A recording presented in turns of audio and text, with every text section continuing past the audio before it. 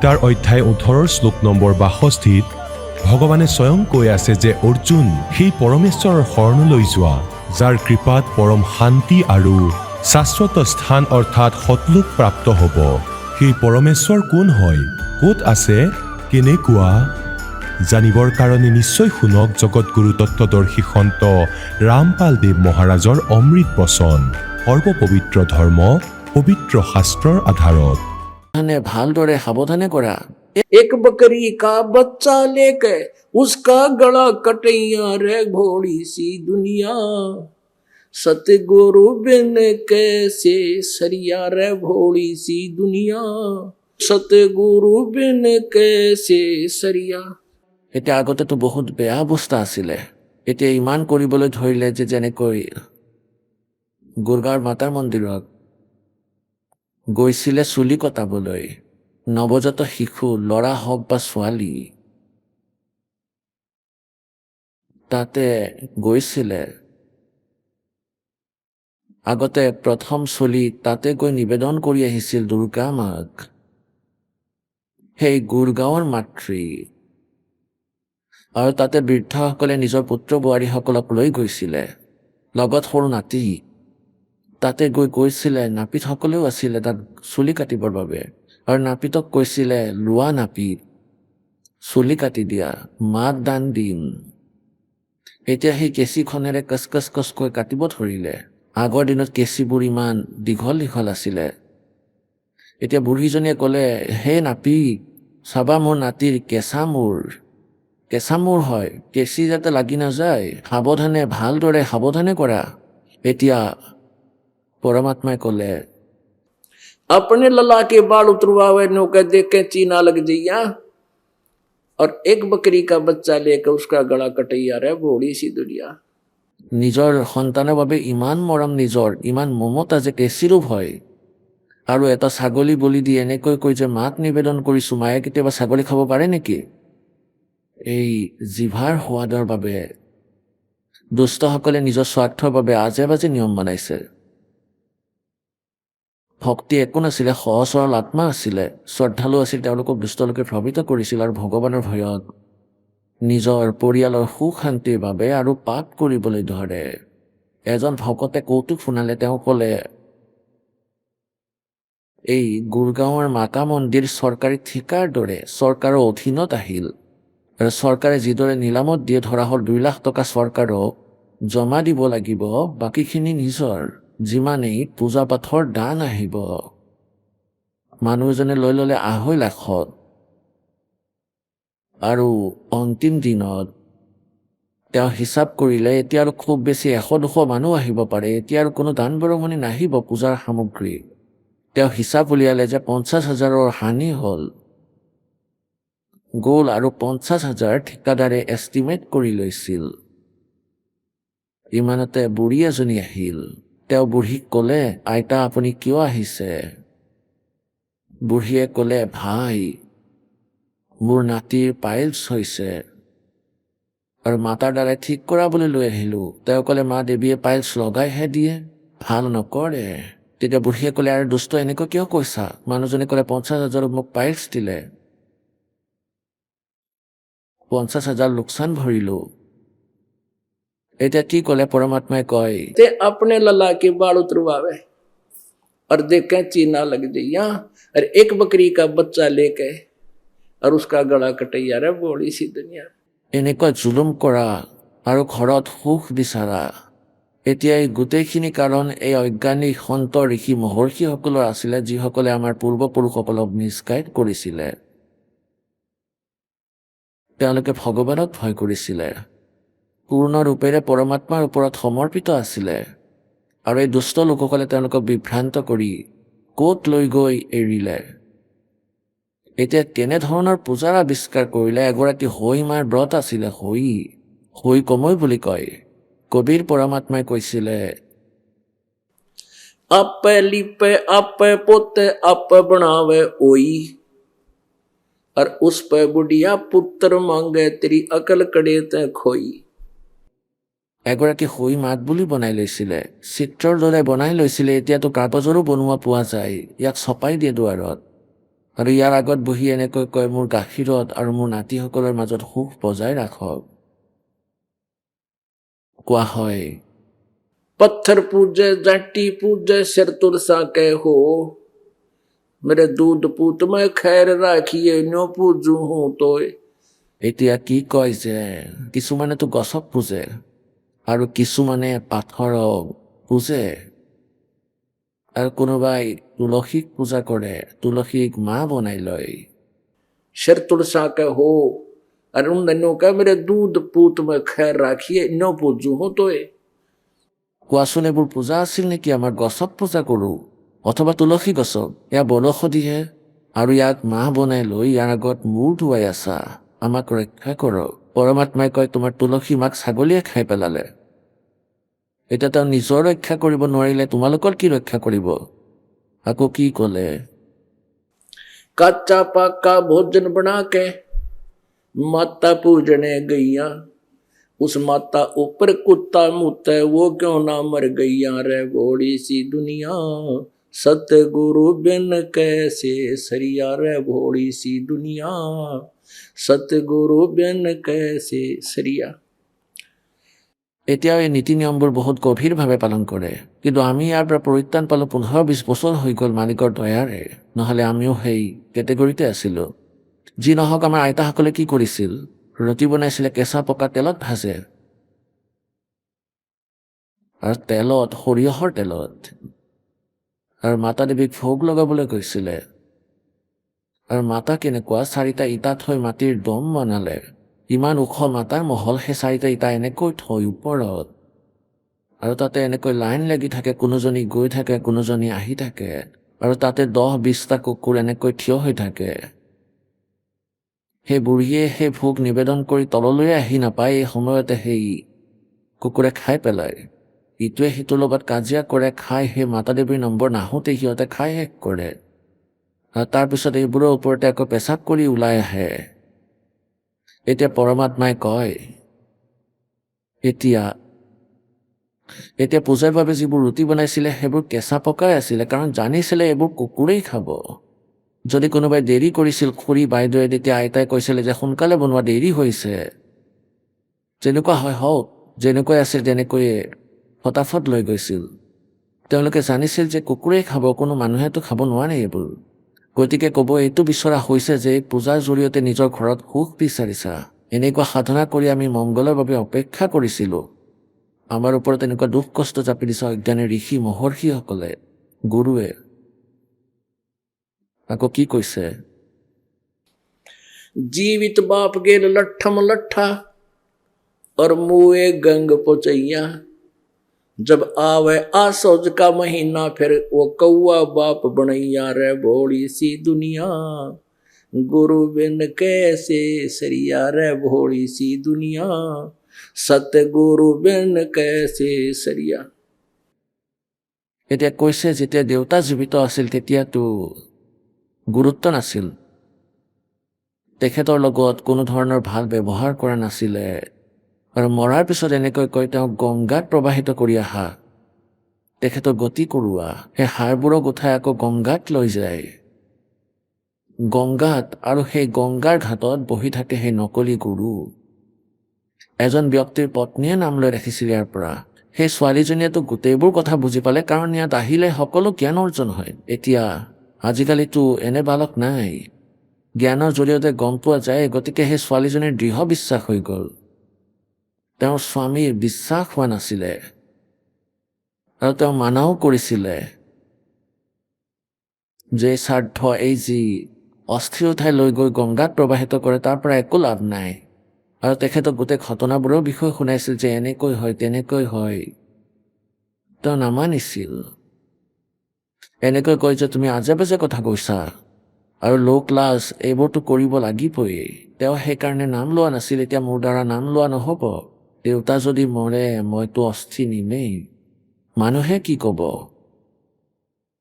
এদিন তেওঁ ক'লে যে প্ৰতিবেশী তেওঁৰ খুৰা মৰিল, আৰু তেওঁ অস্থি লৈ তেখেতৰ লগত তাত গৈ উপস্থিত হ'ল গংগা ঘাটত। আৰু তাত যোৱাৰ পিছত এনেকৈ সুধিব যে ক'ৰ পৰা আহিছে। সেই পণ্ডিতসকলে সোধে, গতি কৰোৱা গুৰুসকলে। আমি ক'লো যে তাৰ পৰা আহিছোঁ, তেতিয়া আনজনে ক'লে যে আহা আহা তুমি আমাৰ হয়। সেই ক্ষেত্ৰ আমাৰ হয় আৰু তাৰ মানুহবোৰো। তেওঁ আহিল, আমি তেওঁৰ ওচৰলৈ গ'লো, তেওঁ গোটেই বহি উলিয়াই ল'লে আগৰ, আৰু পিছফালে চাই এনেকৈ ক'লে, যজমান এইবাৰতো আপুনি বহুত দেৰিকৈ আহিলে। তেওঁৰ স্বামীয়ে নিজৰ পত্নীক আহি ক'লে যে মোৰ হৃদয়ত বিষালে, এই শত্ৰুসকলেতো বিচাৰে যে আমি সদায় মৰোঁ। এনেকৈ ক'লে আপুনি বহুদিন পিছত আহিছে ক্ৰিয়া কৰাবলৈ। সেইদিনাখনৰ পিছতে তেওঁ ক'লে মোৰ দৃঢ় বিশ্বাস হৈ গ'ল আৰু নাম লৈ ল'লে আৰু সকলো এৰি দিলে। তেওঁলোকে কি গতি কৰাব, এওঁলোকে মানুহ মৰাটোহে আশা কৰে, যাতে সোনকালে ইয়ালৈ আহে। আব ক্যা বতাতে হে জীৱিত বাপ গেল লঠ্ঠম লঠ্ঠা। পুণ্যাত্মাসকল, পৰমাত্মাই কয়, गट में शोक सलसलाई ये सूतक दिन राती, जीवित जग में जूती पड़े फिर जम तोड़े छाती। होय होय। कहते हैं जो भक्ति नहीं करते, परमात्मा की सत साधना नहीं करते, संसार शोक सराय में ये सूतक दिन राती, जीवित जग में जूती पड़े फिर जम तोड़े छाती।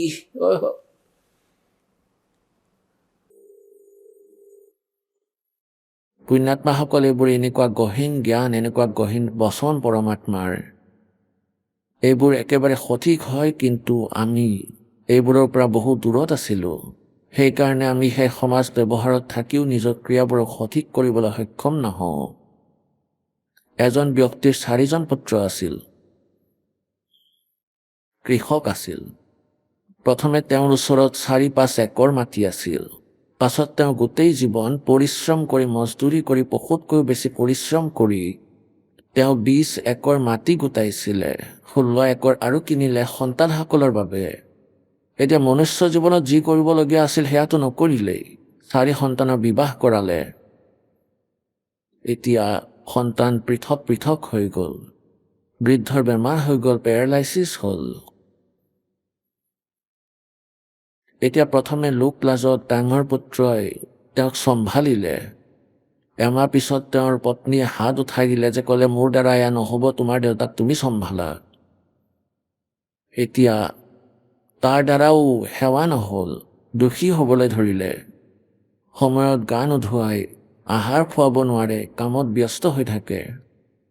তেতিয়া লাহে লাহে গম পালে যে দ্বিতীয়জনক ক'লে যে 2-4জন গাঁৱৰ লগ হৈ গ'লে তুমি কৰা, কিছুদিন তুমিও কৰা, এমাহ হিচাপত কৰি লোৱা 4 ভাইটিয়ে বৃদ্ধৰ সেৱা। এনেকৈ আৰম্ভ হ'ল। এতিয়া তেওঁৰ সেৱা কৰা এমাহো নহ'ল।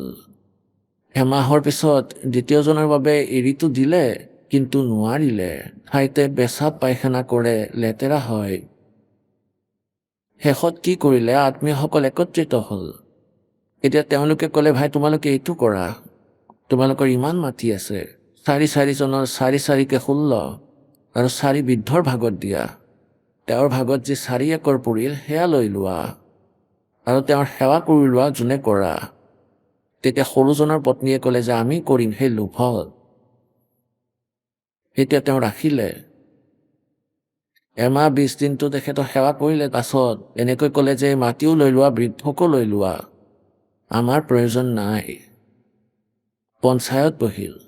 এতিয়া পঞ্চায়তে এইটো ভাবিলে যে এওঁৰ ভাগত যি 4 একৰ পৰিলে ইয়াত বন্ধকত দি চাকৰ ৰাখি দিম। এনেকুৱা চিন্তা কৰি আছে আৰু বৃদ্ধ পৰি আছে বিচনাত, এনেকৈ মুখ বেকা হৈ আছিল।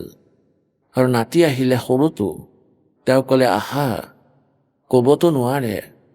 এতিয়া পুতেকেতো আঁতৰ কৰি দিলে, কিন্তু নাতিয়েকৰ মৰম এতিয়াও আছে। অৰ্থাৎ এতিয়া পুত্ৰৰ এটা ক্ষণ গধুৰ হৈ গৈছে, দেউতা শত্ৰু হ'ল, আকৌ নাতিৰ মুখত পৰিল বুঢ়াজন। এতিয়া পুণ্যাত্মাসকল, যেতিয়ালৈকে আমি ভগৱানৰ এই জ্ঞানৰ লগত পৰিচিত নহওঁ, আমাৰ জীৱন পশুতকৈও বেয়া। যদিও আমি মানুহৰ ছাল পিন্ধি ঘূৰি ফুৰোঁ। এতিয়া যদি পৰমাত্মাৰ সৎ ভক্তিও কৰে আৰু কামো কৰি থাকে, সেই কামত উন্নতিও মালিকে কৰি দিয়ে আৰু ঘৰ বাৰীও হ'লহেঁতেন আৰু ভক্তিও কৰিলে হয়, তেন্তে এই দুৰ্গতি নহ'লহেঁতেন। আৰু হ'লেও কৈছে যে ধৰি লওক কোনো অঘটনো হৈ যায়, কোনো অতি কষ্টৰ কৰ্ম হ'লেও, কিন্তু সেইটো কম হৈ ৰক্ষা পৰে, এনেকুৱা দুৰ্গতি নহ'ল হয়, 6জনকৈ চাকৰ থাকিল হয়, তেওঁৰ বাবে পৰমাত্মাই কষ্ট হ'বলৈকে নিদিয়ে। আৰু যদি তথাপিও নিজৰে ভক্তিত কোনো আখুৱা থাকি যায় বা মালিকে কোনো সংস্কাৰ সলনি কৰিবলগীয়া হয়, তেতিয়াও সেই বৃদ্ধকালো বহুত ভালদৰে পাৰ হ'ব তেওঁৰ। পৰমাত্মাই ভগতৰ বহুত লাগিলে যিকোনো ব্যৱস্থা কৰি হ'লে এনেকুৱা ব্যৱস্থা কৰিব যে তেওঁৰ মনতে নাহিব যে তেওঁ বুঢ়া হৈছে বা কেনে আছে। এতিয়া ভক্তি কৰিলে কি হয় উদাহৰণ দিছে ইয়াত। এজন ত্ৰিলোচন নামৰ ভগত আছিল আৰু পৰমাত্মাৰ ভক্তি কৰিছিল, পৰমাত্মাৰ অধীন হৈ আছিল। আৰু তেওঁৰ এজন সেৱক আছিল, এজন সেৱক ৰাখিছিল তেওঁ চাকৰ। আৰু এনেকুৱা হ'ল যে তেওঁ চাকৰজন যাবলগীয়া হ'ল কোনো কামৰ বাবে। তেওঁ দূৰৰ বেলেগ ৰাজ্যৰ আছিল। তেওঁ ক'লে যে মহাৰাজ মই যাব লাগিব, ঘৰত এনেকুৱা কিবা ঘটনা ঘটিছে, চিঠি আহিছে। সেই ত্ৰিলোচন ভগতে ক'লে যোৱা বোপা, কোনো কথা নাই। তেওঁ গুচি গ'ল আৰু তেওঁ গুচি গ'ল প্ৰায় 20-30 কিলোমিটাৰ খোজ কাঢ়ি। ইফালে ডিচেণ্টাৰী লাগিল সেই ভগতৰ, বৃদ্ধ হৈছিল 80-85 বছৰৰ আৰু বৰ দুখী হ'ল। এতিয়া সেই পৰমাত্মা আহিল তাৰ ৰূপ লৈ তেওঁৰ সেই চাকৰৰ আৰু উভতি আহিল একেবাৰে। সেই ভগতে ক'লে আৰে সেৱাদাৰ তুমি কেনেকৈ আহিলা আৰু কিয় উভতি আহিলা? সি ক'লে মহাৰাজ মই আকৌ যাম আৰু মোৰ নাজানো কি মন হ'ল যে মই উভতি আহিলোঁ। মই ভাবিলোঁ কাইলৈ যাম, আজি দেৰি হৈ গ'ল এনেও, এনেকুৱা।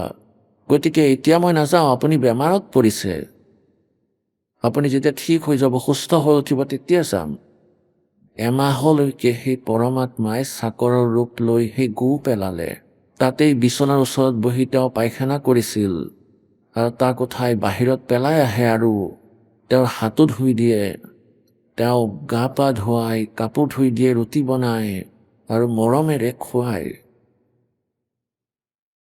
এতিয়া এমাহৰ পাছত সেই চাকৰজন আহিল।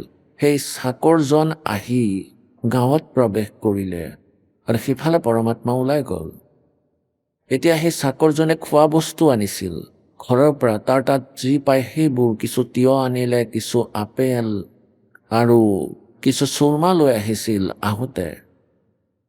আৰু আহি তাত থৈ প্ৰণাম কৰিলে, ক'বলৈ ধৰিলে মহাৰাজ 20 দিনৰ বাবে কৈ গৈছিলোঁ, এমাহে হ'ল, মোক ক্ষমা কৰি দিব, আপোনাৰ ভালনে? তাৰ মুখৰ ফালে চায়ে থাকিলে ত্ৰিলোচন ভগতে। কি কৈ আছা হে? কি কৈ আছা হে ভগত তুমি? মই এয়া কৈ আছোঁ যে মোৰ ঘৰৰ মানুহে আপোনাক প্ৰণাম বুলি কৈছে আৰু আপোনাক বহুত মনত কৰি থাকে, সকলো পৰিয়ালে কুশলে আছে আৰু এইবোৰ বস্তু আপোনাৰ বাবে দি পঠাইছে, আপোনাৰ পূজা পঠাইছে। আৰে তুমি কৈ কি আছা? ক'ৰ পৰা আহিছে? কথাটো কি? মহাৰাজ মই যে ঘৰলৈ গৈছিলোঁ। তুমি ঘৰলৈ গৈছিলা? ক'লে হয়, মই ঘৰলৈ গৈছিলোঁ। তুমি সঁচাকৈ চিধা নিজৰ ঘৰৰ পৰা আহি আছানে? ক'লে হয়, মই ঘৰৰ পৰা আহি আছোঁ, এই বস্তুবোৰো আনিছোঁ। তেতিয়া তেওঁৰ চকুত চকুলো ওলাল 80 বছৰৰ বুঢ়াজনৰ। কান্দিব ধৰিলে, ক'বলৈ ধৰিলে হে পৰমাত্মা, সেই পাপীৰ ওপৰত ইমান বোজা দি দিলে, আপুনি আহি মোৰ পায়খানা পৰ্যন্ত চাফা কৰিলে, মোৰ লগত কিমান ভাল ব্যৱহাৰ কৰি গ'ল। গতিকে পুণ্যাত্মাসকল, ইয়াক সত্য বুলি জানিব, ইয়াক কাহিনী নহয়, এয়া একেবাৰে 100% সত্য কথা হয়। সত্য কথা এইবোৰ, কেৱল লোক কথা নহয়। গতিকে পৰমাত্মাই এনেকৈ সুখ দিয়ে, কিন্তু কৈছে যে সতগুৰ কে দৰবাৰ মে কমি কাহে কি না और अंसा मौज नहीं पावता तेरी चूक चाकरी में। পৰমাত্মাই এনেকৈ লাভ দিয়ে, কিন্তু আপুনি প্ৰাপ্ত কৰিব পৰা নাই তেওঁৰ পৰা এই বেনিফিট, তেন্তে আপোনাৰ কোনো সেৱা শ্ৰদ্ধা কম হৈ আছে। আপোনাৰ কিছু ভক্তিত, কিছু শ্ৰদ্ধাত, আপোনাৰ ভিতৰৰ বিশ্বাসত এই ভুল হৈ আছে। যিদিনা এই ভুল শেষ হ'ব, সেইদিনা দেখিব যে ন চমৎকাৰ আপোনাৰ লগত হৈ থাকিব। এতিয়া কি কৈছে? जय सतगुरु की संगत करते सकल कर्म कट जाई, अमरपुरी पर आसन होते जहां धूप ना छाई। अब परमात्मा कहते हैं जय सतगुरु की संगत करते, जय सतगुरु की शरण में चले जाते। ना শ্ৰাদ্ধ কৰাটো জৰুৰী, না পিণ্ডদান কৰাৰ আৱশ্যকতা, কাৰণ তেওঁ ভূতেই নহ'ব। আমাৰ ভক্তি যিয়ে কৰি আছে তেওঁ ভূত প্ৰেত পিতৰ যোনিত নাযায়, আৰু পুণ্যাত্মাসকল, আৰু যদি আপোনাৰ পিতৃ, আপোনাৰ মা দেউতা,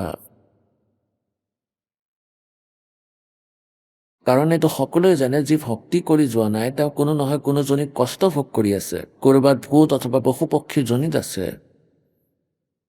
এতিয়া আপোনালোকৰ সঁচা শ্ৰদ্ধা স্বাভাৱিক কথা, কাৰণ আপোনাৰ আস্থা থাকিবই লাগিব তেওঁলোকৰ ওপৰত যে হে ভগৱান, মোৰ মাতা পিতাৰ বহুত দুৰ্গতি হৈছে চাগে, গতিকে তাৰ বাবেও এই সমাধান পৰমাত্মাই কৈছে। আপোনাৰ সেই পিতৃ পৰ্যন্ত মুক্তি হ'ব আপোনাৰ ভক্তিৰ দ্বাৰাই, আৰু এনেকৈ হ'ব যে আপুনি গমেই নাপাব সেই কথা। এইটো ইমানেই বেনিফিচিয়েল কৈছে যে ভক্তি বীজ হোৱেজো ভাঞ্চা আৰু তাৰ উদাসকে উত্তৰ বংশা, আগন্তুক 101 প্ৰজন্মটো পাৰ অৱশ্যে হ'ব, আৰু যে পিতৃ আৰু অন্য যোনে দুখ পাই আছে তেওঁলোকৰো মুক্তি হ'ব, তাৰ বিধিও কোৱা হয়। গতিকে পুণ্যাত্মাসকল, अब क्या बताते हैं, प्रेत शिला पैजा विराजे पितरों पिंड भराई, बौर श्राद्ध खान को आए फिर काग बहे कलमाई, जय सतगुरु की संगत करते सकल कर्म कट जाई, अमरपुरी पर आसन होते जहाँ ধূপ না ছাই। কোৱা হৈছে সদগুৰু শৰণ লোৱা হলে সকলো জঞ্জাল দূৰ হলহেঁতেন, সকলো পাপ নাশ হলহেঁতেন, আৰু সত্য লোকত গুচি গলহেঁতেন অমৰ লোকত, য'ত পৰম শান্তি প্ৰাপ্ত হয়। গীতাৰ অধ্যায় নম্বৰ 18 শ্লোক নম্বৰ 62 কৈছে যে অৰ্জুন, তুমি সৰ্বভাৱেৰে সেই পৰমাত্মাৰ শৰণত যোৱা, তেওঁৰ কৃপাতহে তুমি পৰম শান্তি আৰু সনাতন পৰম ধাম প্ৰাপ্ত কৰিবা। ইয়াত সেই কথাটোকে সোঁৱৰাই দিছে গৰীবদাস চাহেব দেৱে। जय सतगुरु की संगत करते सकल कर्म कट जाई, अमरपुरी पर आसन होते। অমৰপুৰী সনাতন পৰম ধামত তোমাৰ স্থান হলহেঁতেন, আসন পালে হয়, তাত বাস কৰিলেহেঁতেন, য'ত না ৰ'দ না ছাঁ আছে, য'ত কোনো কষ্ট নাই। सुरत नृत मन पवन पियाना, शब्द शब्द समाई, गरीबदास गलतान महल में मिले कबीर गोसाई। এতিয়া গৰীবদাস চাহেবে কৈছে যে সত্য সাধনা কৰোঁতে, স্মৰণ কৰোঁতে সুৰত নিৰত মন আৰু পৱন এই সকলোকে একেলগে কৰিব লাগে ভক্তি কৰা সময়ত। যেনেকৈ আপুনি স্মৰণ কৰিছে সৎ নামৰ, বা প্ৰথম মন্ত্ৰ কৰিছে, তাতো ধ্যান থাকিব লাগে যে মই কোনটো মন্ত্ৰ মাতি আছো, কোনটো মন্ত্ৰৰ জপ কৰি আছো, তেতিয়া তাৰ বেনিফিট আছে। আৰু যদি এনেই আপুনি মন্ত্ৰ মাতি আছে, কেৱল মুখেৰেহে মাতি আছে, মন ক'ৰবাত ঘূৰি আছে, তেতিয়া সেইটো মন্ত্ৰ হৈ থকা নাই আপোনাৰ, তাৰ ইউজ নাই। পৰমাত্মাই কৈছে যে के माला तो कर में फिरे हाथ में, और जीव फिरे मुख माही, हरमनवा तो धक्के पता नहीं कहाँ खावे, 14 फिरे ये तो सुमन नाही। যিয়ে কৰক, কৈছে যে সুৰত শব্দ অভ্যাস, ইয়াৰ প্ৰেক্টিচ কৰিব লাগিব, যে মই কি কৈ আছো, যি আখৰ ভিতৰত মনত স্মৰণ কৰি আছো, তাত সুৰত নিৰত থাকিব লাগিব যে মই কি কৈ আছো, আৰু এইটো কাৰ মন্ত্ৰ, আৰু নাই বুলিও এইটো জনা জৰুৰী যে মই কৈ কি আছো। ইয়াক সুৰত আৰু শব্দ অভ্যাস বোলে। যেনেকৈ শ্বাসৰ স্মৰণ শ্বাসৰ দ্বাৰা কৰে, এটা মন্ত্ৰ বাহিৰলৈ এৰে আনটো ভিতৰলৈ নিয়ে, গতিকে তাত ধ্যান থাকিব লাগিব যে মই বাহিৰলৈ কোনটো মন্ত্ৰ এৰি আছো, তাৰ উচ্চাৰণ হয় ভিতৰৰ পৰা, অজপা জপ হৈ যায়, ভিতৰলৈ নিলেও তাৰ অজপা জপ হয়। গতিকে তাৰ ওপৰত মন দিব, দি থাকিব, মন দি থাকিলে সুৰত নিৰত নিজে নিজে ওলাব। সুৰত নিৰত মন আৰু পৱন, পৱন মানে শ্বাস, ইয়াৰ শ্বাসৰ ওপৰত আৰু লগতে মই কি কৈ আছো সেই শব্দৰ ওপৰত, সেই উচ্চাৰণত ধ্যান দিব ভিতৰৰ পৰাই যে মই কি জপ কৰি আছো, তেতিয়া সেইটো আপোনাৰ হিচাপত ধৰা হয়। আৰু যদি সেই জপত ধ্যান নায়েই, মই কি কৈ আছো, মন ক'ৰবাত ঘূৰি আছে আৰু এনেই মাতি আছে, যেনেকৈ মন্ত্ৰ মাতি থাকে, তাৰ লাভ নাই। কোৱা হয় सुरत नृत मन पवन पियाना, शब्द शब्द समाई, गरीबदास गलतान महल में मोहि मिले कबीर गोसाई। কৈছে যে মোক পৰম পিতাই লগ পালে, কবিৰ ভগৱানে স্বয়ং সদগুৰু ৰূপত আহি, আৰু এইকাৰণে আজি মই আনন্দত আছো পৰমাত্মাৰ মহলত, আজি মই সম্পূৰ্ণৰূপে নিজে নিজকে ফ্ৰী মানি আছো, কাৰণ মই পূৰ্ণ সাধনা পালো, পূৰ্ণ পৰমাত্মাই চকুৰ আগত দেখুৱালে য'ত আমি যাব লাগিব। এতিয়া মোৰ আৰু ইয়াত আস্থা নাই। মোৰ পৰৱৰ্তী খোজ পৰমাত্মাৰ দৰবাৰত ৰখা আছে। যিদিনা এই শৰীৰ এৰিম, চিধাই সত্যলোকত উপস্থিত হ'ম। गरीबदास गलतान महल में যেনেকৈ ইচ্ছা কৰে বালকে যে তাত যাব লাগিব, তাত যাম। কেতিয়া আহিব সেই টাইম, সেই দিন, সেইদিনা তালৈ দৌৰ মাৰিম, তাত যাম। এতিয়ালৈকে আমি মৰিবলৈ টান পাই আছো, মৰি নাযামতো কেনেবাকৈ। আৰু আকৌ সেই সময় ঠিক কৰাটো মুস্কিল হ'ব। সেই দিন কেতিয়া আহিব পৰমাত্মা ইয়াৰ পৰা যেন ৰক্ষা কৰা, আমি যেন সত্যলোকত থাকো। সেইবাবে পৰমাত্মাই কৈছে, सुखदेव ने 84 भुक्ति बना पजावे खरवो तेरी क्या बुनियाद प्राणी तो बंडा पंथ पकड़बो। সুখদেৱৰ নিচিনা মহৰ্ষিয়েও ইয়াত 84 লাখ জুনিত গাধ হৈ কষ্ট পাইছিল। সুখদেৱ নামৰ ঋষি এজনে নিজে নিজৰ অভিজ্ঞতা ক'বলৈ ধৰিলে। যেতিয়া তেওঁৰ অন্তঃকৰণ মুকলি হ'ল, চাফা হ'ল, ক'বলৈ ধৰিলে যে এবাৰ মই গাধৰ জনী ভোগ কৰি আছিলোঁ আৰু মই অন্ধ হৈ গ'লো। মোৰ মালিকে মোক এৰি দিলে আৰু মই লিকৰ সহায় লৈ তাৰ লগে লগে গৈ আছিলোঁ।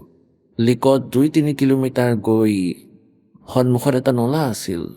নলাটো বহুত ঠেক আছিল, থিয় গৰা আছিল। সাধাৰণ ব্যক্তিয়েতো জাপ মাৰি পাৰ হৈ গৈছিল, কিন্তু মই দেখা নাপালোঁ। মই তাৰ ভিতৰত আবদ্ধ হ'লোঁ। চাৰিওটা ভৰি নলাৰ ভিতৰত সোমাই পৰিল। মুখ আগফালে আছিল, পিঠি বেক চাইড পিছপিনে লাগি ধৰিলে আৰু লৰচৰ কৰিব নোৱাৰা হ'লোঁ। আৰু সেইফালেদি কেতিয়াবাহে 2-এজন মানুহ গৈছিল। মোক কোনেও নুলিয়ালে, মোৰ কঁকালত ভৰি দি মোক দলং বনালে আৰু পাৰ হৈ যায় নলাৰ ওপৰেদি। সপ্তাহ 10 দিনলৈ কষ্ট ভুগি ভোকে পিয়াহে তাত মৃত্যুক সাৱটি ধৰিলোঁ। এতিয়া সেই সুখদেৱ ঋষিয়ে কৈ আছে যে সেই ঘটনা মোৰ মনত থাকে আৰু মই ভগৱানৰ চৰণত পৰি থাকোঁ। মই ভুল নকৰোঁ। ইমানখিনি দয়া কৰিছে মোৰ ওপৰত পৰমাত্মাই, মোৰ এটা জীৱন দেখুৱাই দিছে। পুণ্যাত্মাসকল, আপোনালোকে বিশ্বাস কৰিব লাগিব, এই সাধনা কৰিব লাগিব। এতিয়া হয়তো ইচ্ছা কৰি তেওঁৰ ওপৰত দয়া কৰিছে যে মই গাধ হ'লোঁ, এনেদৰে মোৰ সেই কষ্ট হৈছিল। সেইবোৰ মনত পৰি পৰমাত্মাই কৈ আছে যে এনেকুৱাই তোমাৰ লগত হ'ব। গতিকে ভগৱানৰ বচনৰ ওপৰত বিশ্বাস কৰি আৰু এই কথা মনত ৰাখিব যে এনেকুৱা দুৰ্যোগ হ'ব যদিহে ভক্তি নকৰে। গতিকে তাৰ বাবে কি কৈছে? सुखदेव ने 84 भुक्ति बना पजावे खरवो, खरवाने गदा और तेरी क्या बुनियाद प्राणी तू पेंडा पंथ पकड़े वो। কৈছে যে হে প্ৰাণী, এনেকুৱা মহৰ্ষিৰে দুৰ্গতি হৈ আছে। যেনেকৈ আপোনালোকে মহাবীৰ জৈনদেৱৰ জীৱন দেখিলে বহুবাৰ। এতিয়া সময় নাই দেখুৱাবলৈ, পিছত দেখুৱাম। এতিয়া তেওঁ 60 কোটি বাৰ গাধ হৈছিল, 30 কোটি বাৰ কুকুৰ, আৰু হিচাপ নাই কি কি জীৱন পালে, আৰু কেৱল 80 লাখ বাৰ দেৱতা হৈছিল। পৰমাত্মাই কৈছে যি সাধনা তোমালোকে এই ঋষি মহৰ্ষিয়ে কৰে, তাৰ দ্বাৰা তেওঁলোকৰ দুৰ্গতি সমাপ্ত নহ'ল, জন্ম মৃত্যুৰ অন্ত নহ'ল, পৰম শান্তি নাপালে, শাশ্বত স্থান নাপালে। আৰু এতিয়া এই পথ, এই মাৰ্গ আপোনালোকক কৈ আছে, যিটো সত্য ভক্তি হয় ইয়াক কৰা আৰু নিজকে মুক্ত কৰা। सुखदेव ने 84 भुक्ति बना पजावे खरवो तेरी क्या बुनियाद प्राणी तू पेंडा पंथ पकड़े वो। হে জীৱ আত্মা, তোমাৰ সাধ্যনো কি? এতিয়া সেই সাধনা কৰি কৰি তোমাৰ দুৰ্গতি হৈ আছে। এতিয়া এইটো সাধনা কৰা, এই পথ লোৱা, এই মাৰ্গ গ্ৰহণ কৰা যিটো মই কৈ আছো। সৎপুৰুষৰ সাধনা কৰি নিজকে মুক্ত কৰা আৰু গুচি যোৱা য'ৰ পৰা আহিছিলা। পুনৰ সৎপুৰুষে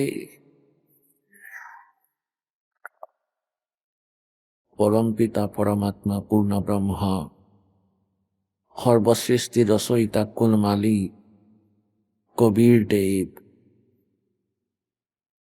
আমি সকলো আত্মাৰ জনক হয়। তেওঁ আমাৰ প্ৰকৃত হিতৈষী হয়।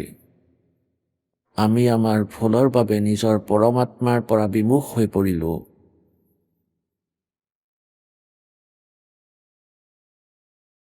তথাপিও তেওঁ আমাৰ পিতা।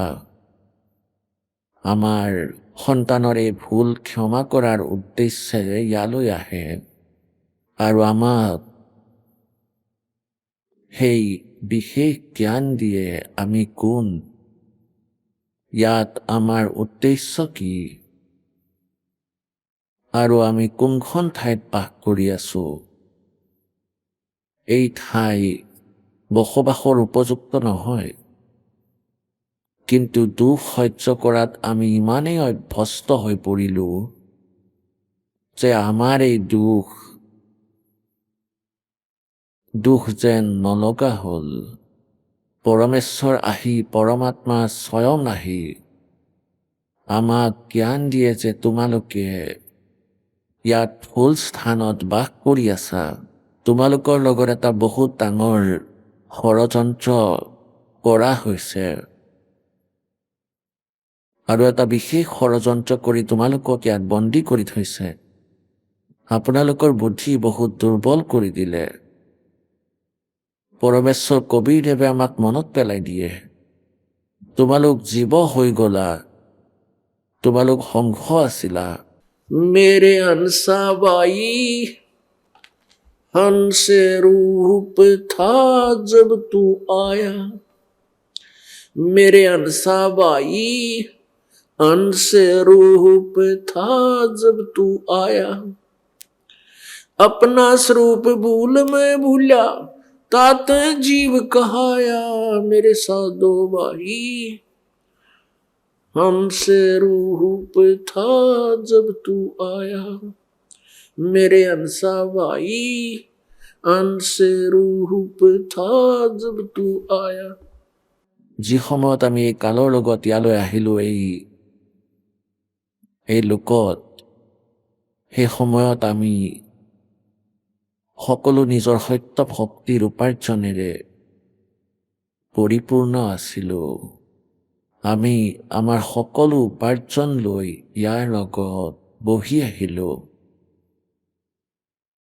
এই কালে আমাৰ সেই পুণ্যৰ উপাৰ্জনৰ আধাৰত আমাক প্ৰথমে ওপৰৰ লোকসমূহত ৰাখিলে আৰু আকৌ কালে আমাক এই পৃথিৱীৰ ওপৰত পেলাবলৈ আৰম্ভ কৰিলে। এয়া আমাক শাস্তি দি ৰাখিছে। ইয়াত আমি সকলো নিজ কৰ্মৰ দণ্ড ভোগ কৰিবলৈ এই পৃথিৱী লোকত আহিছো। পৰমাত্মা পৰমেশ্বৰ কবীৰদেৱে আহি আমাক মনত পেলাই দিয়ে যে আমি এই লোকৰ বাসিন্দা নহয়। এই কালে আমাক ইমানেই অজ্ঞানী কৰি দিলে, আমি পৰমাত্মাৰ ডেফিনেশ্যন পৰিচয় পাহৰি গলো। আকৌ আমি সকলো সদগ্ৰন্থক সত্য মানুহ যেনে পবিত্ৰ শ্ৰীমদ ভাগৱত গীতা, পবিত্ৰ 4 বেদ, পবিত্ৰ 18 পুৰাণ আদি সদগ্ৰন্থক আমি শুদ্ধ মানিছিলো আৰু মানি আছো। আৰু যিসকল ঋষি মহৰ্ষিক আমি বিদ্বান মানিছিলো, তেওঁলোকে এটা সংস্কৃত ভাষা কৈছিল, সংস্কৃত ভাষাৰ জ্ঞাতা আছিল আৰু তেওঁলোকে এই সদগ্ৰন্থসমূহ যিদৰে বুজিলে তাৰ আধাৰতে তেওঁলোকে লোক বেদ বনাই সমাজৰ আগত দাঙি ধৰিলে আৰু সেই লোক বেদৰ আধাৰত এই কালৰ প্ৰেৰণাত সকলোৱে পৰমাত্মাৰ পৰিভাষা সদগ্ৰন্থৰ বিপৰীতে সম্পূৰ্ণ সমাজত ব্যাখ্যা কৰিলে। আৰু পৰমেশ্বৰ যেতিয়া আহে সেই সত্য জ্ঞানক প্ৰচাৰ কৰে। গতিকে সেই সময়ত আমি সকলো মানৱ শৰীৰধাৰী প্ৰাণীয়ে সেই নকলি গুৰু, ঋষি, মহৰ্ষি, মণ্ডলেশ্বৰ, ব্ৰাহ্মণসকলৰ আধাৰত পৰমাত্মাৰ পৰিভাষা বিপৰীত ধৰণে গ্ৰহণ কৰি থাকো আৰু পৰমাত্মাই সত্য ক'লেও আমি নিজৰ অজ্ঞানতাৰ বাবেই পৰমাত্মাৰ সত্য জ্ঞানৰ বিৰোধ কৰো। যি জ্ঞান আজি এই দাসে আপোনালোকক বুজাই আছে, পৰমেশ্বৰ কবীৰদেৱে প্ৰত্যেক যুগত এই জ্ঞান কৈ আহিছে আৰু লিপিবদ্ধ কৰাইছে। এয়া সচিদানন্দ ঘন ব্ৰহ্মৰ বাণী, এয়া কবিৰ বাণী। আজিৰ পৰা 600 বছৰ আগতে পৰমাত্মাই সেই জ্ঞানে লিপিবদ্ধ কৰাইছিল আজি সেয়া সকলো সৎগ্ৰন্থত বিদ্যমান। কিন্তু সেই সময়ৰ এই নকলি ব্ৰাহ্মণ, নকলি গুৰু, এতিয়া পুণ্যাত্মাসকল এনেও ব্ৰাহ্মণৰ ডেফিনেশ্যন এটা বহুত পবিত্ৰ বস্তু। ব্ৰাহ্মণ সম্পৰ্কে পৰমাত্মাই কৈছে, ব্ৰাহ্মণ soy do brahma pechane और पंडित soy do पंडित কি জানে? আপোনালোক সকলো ব্ৰাহ্মণ, কাৰণ আপোনালোকে পৰমাত্মাক চিনি পালে। আৰু এনেই জাতি ব্যৱস্থা চাই আমি ব্ৰাহ্মণৰ পৰিভাষা বুজি নাপালো। যেতিয়াৰ পৰা সৃষ্টি আৰম্ভ হ'ল, কোনো জাতি বেলেগ নাছিল, কোনো ধৰ্ম বেলেগ নাছিল। সেই একেটা দলৰ ব্যক্তিসকলে নিজৰ মাজতে, যেনে 4জন ভাই ককাই আছিল, 4জনৰ ভিতৰত এজনে ক'লে যে তুমি ল'ৰা ছোৱালীক পঢ়াই দিবা, শিক্ষা গ্ৰহণ কৰা আৰু কৰোৱা। এজনৰ কাম হ'ল যে তুমি ৰক্ষা কৰা, ক্ষত্ৰিয় হোৱা। এজনক ক'লে বেপাৰ কৰা আৰু সকলোৰে লালন পালন কৰা। আৰু তৃতীয়জনক ক'লে যে তুমি চাফাই আদি কাম কৰা। গতিকে সকলোৱে আনন্দেৰে স্বীকাৰ কৰিলে কামবোৰ, কাম কৰিবই লাগিব, সকলোৱে মিলি কৰিলে হ'ল। গতিকে যি ব্ৰাহ্মণ আছিল, সেয়া ব্ৰাহ্মণ বৰ্গ আৰু ব্ৰাহ্মণ বংশৰ, কাৰণ তেওঁলোক সেই কামতে দক্ষ হৈ পৰিল। গতিকে নিজৰ নিজৰ কামখিনি নিজৰ বংশৰ লোকক কৰিবলৈ দিলে। এইদৰে এইটো আগলৈ গৈ 4টা ডাঙৰ ডাঙৰ দল হ'ল। আৰু পৰমাত্মাৰ বিষয়ে যিয়ে জ্ঞান দিয়ে তেওঁলোকক ব্ৰাহ্মণ বোলে, তেওঁলোকক গুৰু বোলে, তেওঁলোক আচাৰ্য হয়। আৰু তেওঁলোকৰ ওপৰত বিশ্বাস কৰা হয় যে তেওঁলোকে বেদ পঢ়িছে, পুৰাণ পঢ়িছে আৰু তেওঁলোকে যি কৈ আছে সেয়া সত্য। এতিয়া ইয়াত নকলি ব্ৰাহ্মণৰ বিষয়ে যিয়ে দাহে কৈ আছে তাৰ সম্বন্ধ ব্ৰাহ্মণ জাতিৰ লগত নাই। এতিয়া যেনেকৈ মোৰ গুৰুদেৱ আছিল স্বামী ৰামদেৱানন্দ দেৱ, তেওঁ জাতিত ব্ৰাহ্মণ আছিল। হাৰিয়ানা প্ৰান্তৰ ভিৱানী জিলাৰ তহচিল চৰখী দাদৰি আৰু গাঁও হ'ল বাৰাপেটাবাজ। তেওঁ বাৰাপেটাবাজ ভিৱানী ডিষ্ট্ৰিক্টৰ বাসিন্দা আছিল, ব্ৰাহ্মণ জাতিৰ, যিসকল পৰম্পৰাগত ব্ৰাহ্মণ আছিল। যেনেকৈ আগতে বৈদ্য আছিল, কোনো ভাল বৈদ্য নাৰী চাই ঔষধ দিছিল, তেওঁৰ 1-2 পুৰুষেও তেনেকৈ বৈদ্যৰ কাম কৰিলে। আকৌ তেওঁলোকৰ বংশত আগলৈ আৰু বৈদ্যৰ কাম কৰা লোক নোলাল। নিজৰ অন্য কোনো ব্যৱসায় কৰিব ধৰিলে, কোনোবাই চাকৰিত ধৰিলে, কোনো অন্য কাম কৰে, কিছুমানে গেলামালৰ দোকান খুলিলে। এতিয়া এওঁলোকে নামৰ পিছত বৈদ্য লিখে। এতিয়া তেওঁলোক বৈদ্য নহয়, তেওঁলোকে নাজানে পেটৰ বিষৰ ঔষধ কি, আৰু লিখে বৈদ্য। এটা চাৰনেমৰ দৰে হৈ গ'ল এয়া। এনেকুৱাকৈ যি পণ্ডিত থাকে, পণ্ডিত তেওঁলোকক মনা হৈছিল যিয়ে শিক্ষা গ্ৰহণ কৰে, বিশেষ বিষয়ত আচাৰ্য হৈ যায় আৰু বিদ্যা গ্ৰহণ কৰে, তেওঁলোকক পণ্ডিত বোলা হৈছিল। সেই বিদ্যা কেনে আছিল? অনলি সংস্কৃত লেংগুৱেজ। আৰু সংস্কৃত ভাষা জানি আকৌ তেওঁলোকৰ উদ্দেশ্য হৈ পৰিছিল গ্ৰন্থ প্ৰচাৰ কৰা, মানৱ সমাজক ভক্তি মাৰ্গৰ জ্ঞান দিয়া তেওঁলোকৰ ডিউটি আছিল। গতিকে এই দাহে সেই নকলি ব্ৰাহ্মণৰ বিষয়ে কৈ আছো, যি গুৰু পদত বিৰাজমান আছিলে, যি পৰমাত্মাক বুজি নাপালে সম্পূৰ্ণ সমাজক পথভ্ৰষ্ট কৰি দিলে। মোৰ গুৰুদেৱ এই পৰম্পৰাগত ব্ৰাহ্মণ জাতিৰ সৈতে সম্বন্ধ ৰাখিছিলে, কিন্তু তেওঁ নিজকে ব্ৰাহ্মণ বুলি কোৱা নাছিল। মোৰ ককা গুৰুদেৱ, মানে গুৰুদেৱৰো গুৰুদেৱ, দিল্লীৰ ভিতৰত চাওলা গাঁও আছে, চাওলা গাঁৱৰ জাত আছিল। আৰু তেওঁ ঘৰ ত্যাগ কৰি দিছিল আৰু এজন সন্তৰ শৰণ লৈছিল। 15-16 বয়সতে তেওঁ ঘৰ এৰি ওলাই গৈছিল। সেই সন্তই দেখিলে যে এজন সম্ভাৱনাপূৰ্ণ ল'ৰা তেওঁক কাশী বিদ্যাপীঠৰ পৰা শিক্ষা দিয়ালে, তেওঁক তাত পঢ়ুৱাবলৈ আৰম্ভ কৰিলে। তেওঁ 4টা বিষয়ত আচাৰ্য হ'ল। 4টা বিষয়ত আচাৰ্য হ'ল। তেওঁ এতিয়া নিজৰ জাত বুলি নকৈ তেওঁ কৈছিলে পণ্ডিত চিদানন্দ। চিদানন্দ নাম আছিল মোৰ ককা গুৰুদেৱৰ। তেওঁৰ আশ্ৰম আছে খাৰখোদা জিলা সোণিপত, খাৰখোদা তহচিলৰ ওচৰত। এখন গোপালপুৰ গাঁও আছে, তাতে তেওঁৰ আশ্ৰম আছিল। আশ্ৰমত লিখা আছে পণ্ডিত চিদানন্দ আশ্ৰম। গতিকে তেওঁ জাত হৈও, খেতিয়ক হৈও, পৰম্পৰাগত জাতিত তেওঁ জাত আছিল।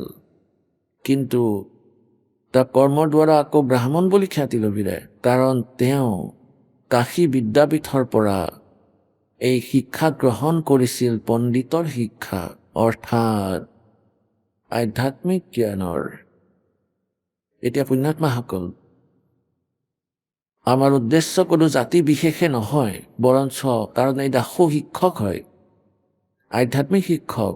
আৰু আগৰ যিমান গুৰু আছিল, আচাৰ্য আছিল, মহৰ্ষি বোলাইছিল, ব্ৰাহ্মণ আছিল, তেওঁলোকেও মাৰ্গদৰ্শন কৰিছিল, তেওঁলোকো শিক্ষক আছিল, আধ্যাত্মিক শিক্ষক। সেই অজ্ঞানী শিক্ষকে সম্পূৰ্ণ সমাজক আউট অফ চিলেবাছ জ্ঞান শিকাই দিলে। আৰু এই চিলেবাছৰ ছাবজেক্টৰ সদগ্ৰন্থৰ সহায় লৈ, সদগ্ৰন্থৰ সমৰ্থন কৰি, সদগ্ৰন্থৰ ৰেফাৰেঞ্চ দি যে শিৱপুৰাণত এনেকুৱা লিখা আছে, বিষ্ণুপুৰাণত এনেকুৱা লিখা আছে। বিষ্ণুপুৰাণ যেতিয়া কোনোবাই শুনাইছিল, কৈছিল যে বিষ্ণু সৰ্বেশ্বৰ হয়, মহেশ্বৰ হয়, সম্পূৰ্ণ সৃষ্টিৰ মালিক। তেওঁৱেই পালন কৰে, তেওঁৱেই সংহাৰ কৰে, তেওঁৱেই উৎপত্তি কৰে, তেওঁৱেই কুলৰ মালিক, অজৰ অমৰ, তেওঁৰ কোনো মাতা পিতা নাই। যিজনে শিৱপুৰাণ পঢ়াইছিল তেওঁ শিৱকেই সৰ্বেশ্বৰ, মহেশ্বৰ, মৃত্যুঞ্জয় কৈছিল এই নকলি আচাৰ্যসকলে।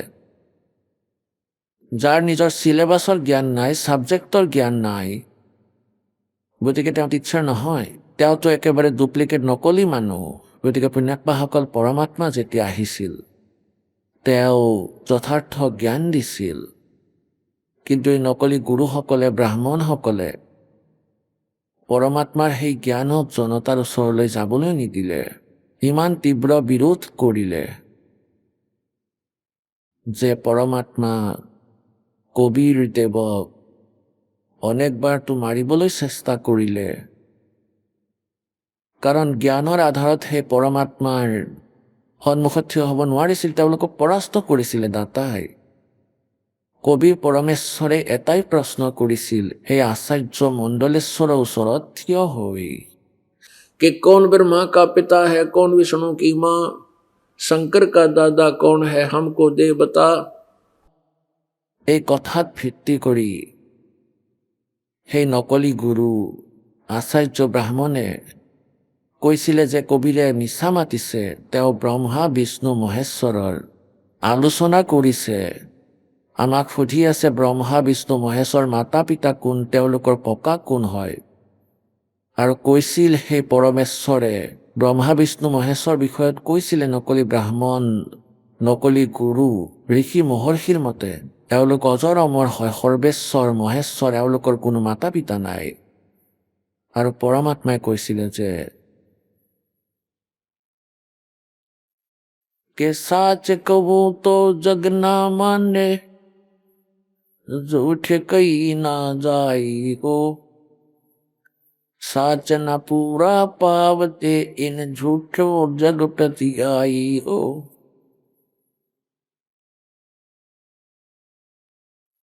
যে সঁচা ক'লে এই জগতে নামানে, আৰু মিছা মই মাতিব নোৱাৰো। মোৰ সঁচা কথা স্বীকাৰ নকৰি এই মিছলীয়া গুৰুসকলৰ কথা তোমালোকে বিশ্বাস কৰি আছা। এতিয়া পুণ্যাত্মাসকল, সেই সময়ত লীলা কৰিলে দাতাই, এই সকলো জ্ঞান লিপিবদ্ধ কৰাই দিলে। আৰু পৰমেশ্বৰে পৰমাত্মাৰ মহিমা কেনেকৈ ক'লে, পৰমেশ্বৰ কবিৰদেৱে ব্ৰহ্মা বিষ্ণু মহেশ্বৰ স্থিতি বৰ্ণনা কৰিছিল। তেওঁ কি কৈছিল?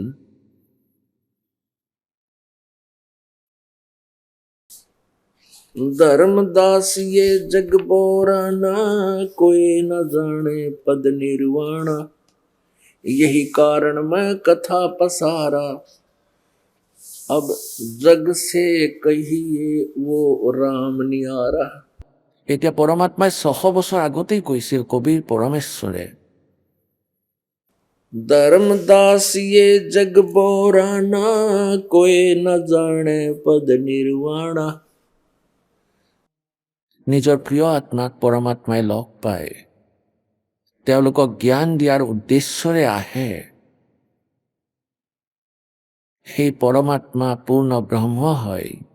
ইয়াৰ সাক্ষী পবিত্ৰ 4 বেদ আৰু চকুৰে দেখি অহা সন্তও, যিসকলে পৰমাত্মাৰ সাক্ষাৎকাৰ কৰিছিল। ঋগ্বেদ মণ্ডল নম্বৰ 9 সূক্ত নম্বৰ 86, 86 মন্ত্ৰ 26 আৰু 27। ঋগ্বেদ মণ্ডল নম্বৰ 9 সূক্ত নম্বৰ 82 মন্ত্ৰ 1, 2, 3। ঋগ্বেদ মণ্ডল নম্বৰ 9 সূক্ত 96 16 পৰা 21লৈকে 20লৈকে। ঋগ্বেদ মণ্ডল নম্বৰ 9 সূক্ত নম্বৰ 1 মন্ত্ৰ 9। ঋগ্বেদ মণ্ডল নম্বৰ 9 সূক্ত নম্বৰ 20 মন্ত্ৰ 1। আৰু শ স্থানত এয়া প্ৰমাণিত কৰা হৈছে যে সেই পৰমেশ্বৰ নিজৰ তৃতীয় মুক্তিধামত থাকে, সত্যলোকত, সচখণ্ডত, শাশ্বত স্থানত, আৰু তাৰ পৰা গতি কৰি আহে ইয়াতে মৃত্যুলোকত। আৰু ইয়াত সেই শ্ৰেষ্ঠ আত্মাক লগ পায়, পুণ্যাত্মাক লগ পায়, যিসকল দৃঢ় ভগত হয়। আৰু সেই মহাপুৰুষক লগ পাই আকৌ তেওঁলোকক নিজৰ যথাৰ্থ জ্ঞান দিয়ে, আধ্যাত্মিক জ্ঞান দিয়ে। এতিয়া সেই লীলা মালিকে 600 বছৰ আগতে কৰিছিল। সেই জ্ঞান সচিদানন্দ ঘন ব্ৰহ্মৰ বাণীত লিপিবদ্ধ আছে। আহক আমি এতিয়া সেই শ্ৰদ্ধালুসকলৰ অনুভৱবোৰ জানো, যিসকলে জগতগুৰু তত্ত্বদৰ্শী সন্ত ৰামপাল দেৱ মহাৰাজৰ পৰা দীক্ষা প্ৰাপ্ত কৰিছে তথা তেওঁৱেই কোৱা ভক্তি মাৰ্গ এওঁলোকে অৱলম্বন কৰি আছে। নমস্কাৰ ছাৰ। নমস্কাৰ ছাৰ। ছাৰ কি নাম আপোনাৰ? গজেন্দ্ৰ দেহৰী। গজেন্দ্ৰৰ, আপুনি ক'ৰ পৰা আহিছে? মই উৰিষ্যাৰ ঝাৰচুৰা জিলাৰ লক্ষণপুৰ ব্লকৰ ছাতিপল্লী গাঁৱৰ পৰা আহিছোঁ। ছাৰ, সন্ত ৰামপালদেৱ মহাৰাজৰ পৰা নাম দীক্ষা কেতিয়া ল'লে? মই সন্ত ৰামপালদেৱ মহাৰাজৰ পৰা নাম দীক্ষা 2020 জুন মাহত লৈছিলোঁ। সন্ত ৰামপালদেৱ মহাৰাজৰ পৰা নাম দীক্ষা লোৱাৰ আগতে আপুনি কি ভক্তি সাধনা কৰিছিল? মই সন্ত ৰামপালদেৱ মহাৰাজৰ পৰা নাম দীক্ষা লোৱাৰ আগতে সকলো গুৰুৰ ভক্তি কৰিছিলোঁ। উৰিষ্যাত যিমানবোৰ আছে, যেনে ব্ৰহ্মকুমাৰী ওম শান্তি, জয় গুৰুদেৱ আলেক মহিমা, সদগুৰু কৃষ্ণগুৰু, সকলোৰে ভক্তি কৰিছিলোঁ। আৰু সৰুৰে পৰা মোৰ এটা ডাঙৰ বেমাৰ আছিল। ডক্টৰে কৈ দিছিলে যে এইটো ঠিক নহ'ব, অসাধাৰণ ৰোগ হয়। সেইবাবে মই ভক্তিত বিলীন হৈ গৈছিলোঁ, সৰুৰে পৰা বিলীন হৈ গৈছিলোঁ। চিকাছ এলুমিনিয়াছ এনচেডছিছ আছিল। আমাৰ তাৰে বুৰ্লাৰ, উৰিষ্যাৰ বুৰ্লা নামৰ এখন ডাঙৰ হস্পিটেল আছে, তাৰে ওচৰত গুপ্তা নাৰ্ছিং হোম আছে। তাৰে ডক্টৰে কৈ দিছিলে। যেতিয়া মোক তাৰ পৰা ঘৰৰ মানুহে লৈ আহিলে, তেতিয়াৰ পৰাই মই ভক্তি আৰম্ভ কৰিছিলোঁ, যাতে পৰমাত্মাৰ শৰণলৈ গৈ কল্যাণ কৰিব পাৰোঁ আৰু ভক্তি কৰিব পাৰোঁ আৰু মুক্তিলৈ সংসাৰৰ পৰা উদ্ধাৰ হৈ যাওঁ। এনেকৈ সৰুৰ পৰা ভক্তি কৰিছিলোঁ। কিন্তু ভক্তি কৰিও একো সকাহ পোৱা নাছিলোঁ। য'তে নাযাওঁ কিয়, য'তে গুৰু নবনাওঁ কিয়, ক'তোৱে সকাহ পোৱা নাছিলোঁ। শেষত মই এনেকৈ ভাবিলোঁ যে কিবা খাই বিষ খাই মৰি থাকিম, কাৰণ মই জীয়াই থাকিব বিচৰা নাছিলোঁ। মোৰ ঘৃণা হৈ গৈছিলে। লাহে লাহে শৰীৰ ইমান বেয়া হৈ গৈছিলে যে মোৰ জীয়াই থকাৰ কোনো আশাই নাছিলে, বাচি থকাৰ বাবে ইচ্ছাই নোহোৱা হৈ গৈছিল। লাহে লাহে মই শেষত এজন সৎগুৰু আছে উৰিষ্যাত, আৰু ছত্তীশগড়ৰ বৰ্ডাৰত এজন সৎগুৰু বনাই ল'লোঁ আৰু ভজন কীৰ্তন কৰি থাকিলোঁ। তেওঁৰ তাতো 8-10 বছৰ ভজন কীৰ্তন কৰিলোঁ, কিন্তু একো নহ'ল। শেষত মই এই মাছ মাংস সকলো খাইছিলোঁ, কণী খাইছিলোঁ, মাছ মাংস সকলো খাইছিলোঁ, পানো খাইছিলোঁ, গুটখাও খাইছিলোঁ। যেতিয়া মই এই সকলোবোৰ কৰি আছিলোঁ, তেতিয়া মোৰ গ'ল্ড ব্লাডাৰত ষ্ট'ন হৈ গৈছিলে, জণ্ডিছো হৈছিল আৰু চাইটিকাও হৈছিল। তাৰপিছত মই যেতিয়া ডক্টৰক দেখুৱালোঁ, তেওঁক ক'লে অপাৰেশ্যন কৰাব লাগিব, এই বেমাৰৰ কোনো চিকিৎসা নাই, ইয়াৰ অপাৰেশ্যন কৰাব লাগিব।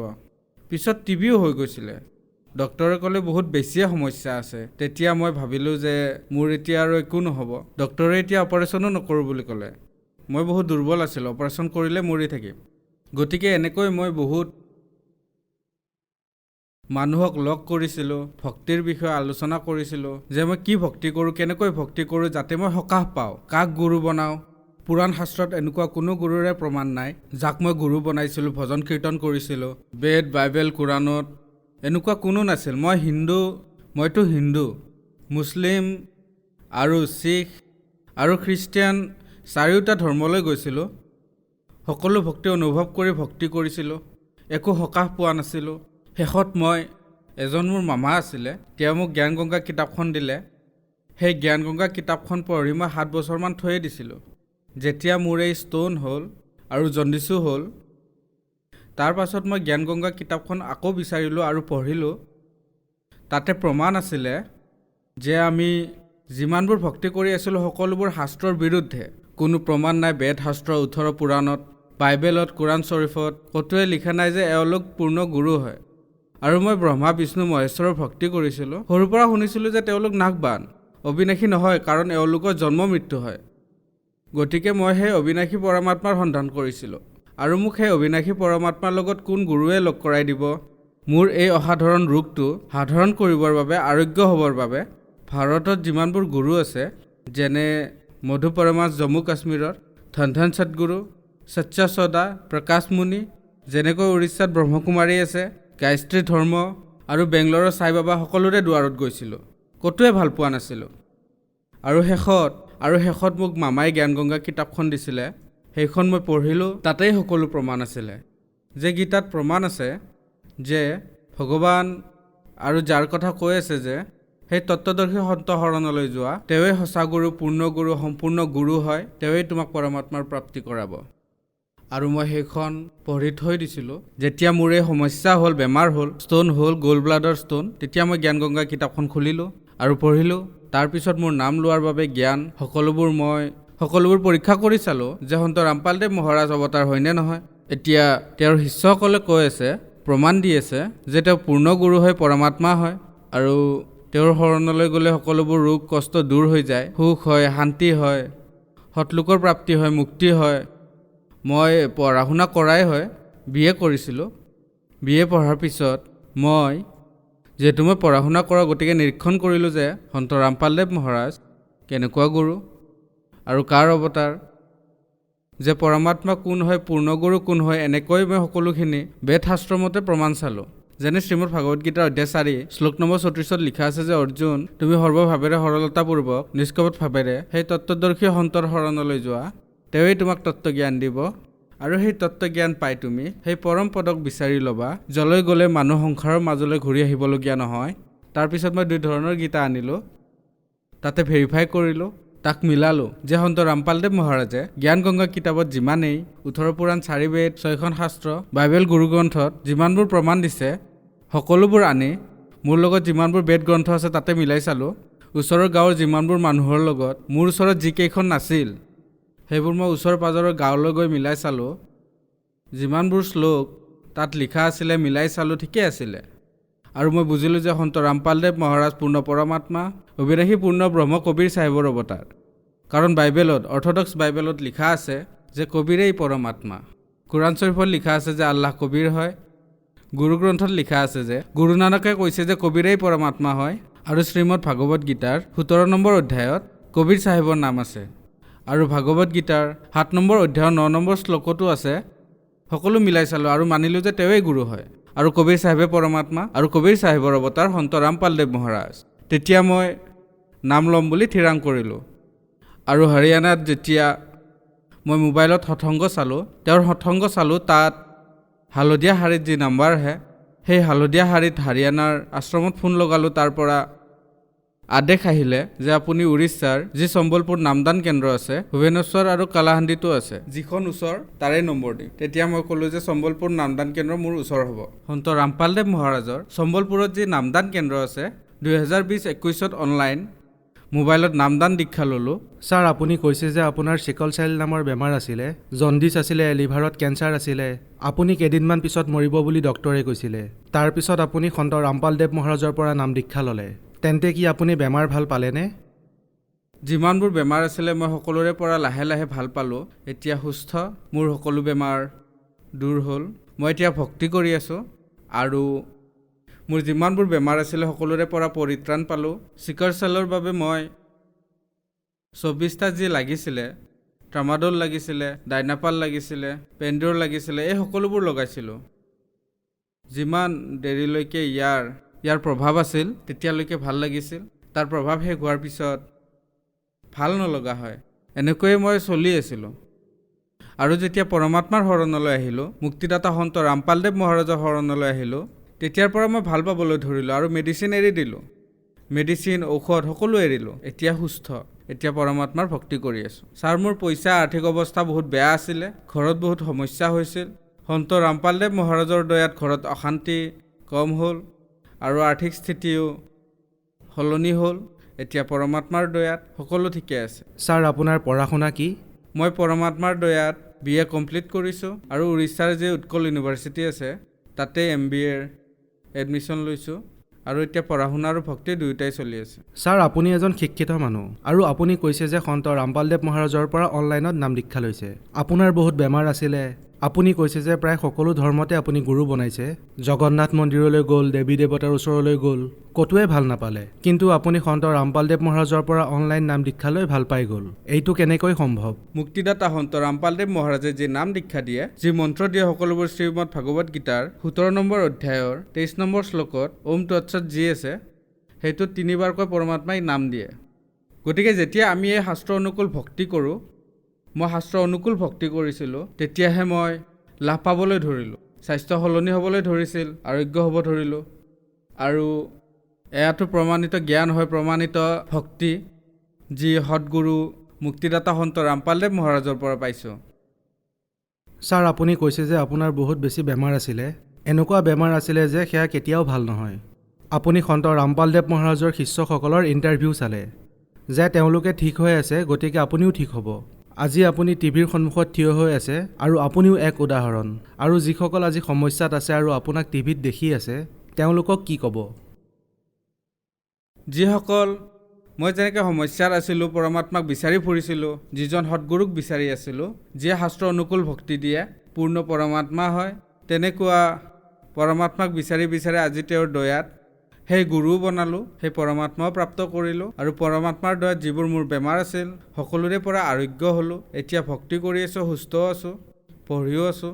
আৰু এই বিশ্বত যিসকল মোৰ ভাৰতবাসী আছে, সকলোকে মই বিনম্ৰ প্ৰাৰ্থনা কৰি হাতযোৰ কৰিছোঁ যে যিসকল এই ৱৰ্ল্ডত, ভাৰত দেশত, উৰিষ্যাত আছে, সকলোকে প্ৰাৰ্থনা জনাইছোঁ, মোৰ ভাই ভনী মাতা পিতাসকলক, এই যে সন্ত ৰামপালদেৱ মহাৰাজ আছে, তেওঁ শাস্ত্ৰ অনুকূল ভক্তি প্ৰদান কৰে আৰু শ্ৰীমদ ভাগৱত গীতাৰ অধ্যায় নম্বৰ 34, অধ্যায় 4ৰ 34 নম্বৰ শ্লোকত যি তত্ত্বদৰ্শী সন্তৰ কথা কৈছে, তেওঁৱেই গুৰু হয়।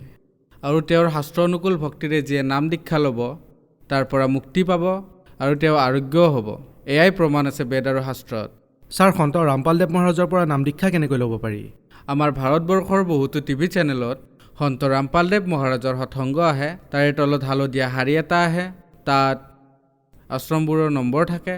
সেই নম্বৰত ফোন কৰিলে আপোনালোকৰ ওচৰত মানে নিজৰ নিজৰ ডিষ্ট্ৰিক্টত যি নামদান কেন্দ্ৰ আছে সন্ত ৰামপালদেৱ মহাৰাজৰ, তাৰ পৰাই আপুনি নামদান পাই যাব। ধন্যবাদ ছাৰ। নমস্কাৰ ছাৰ।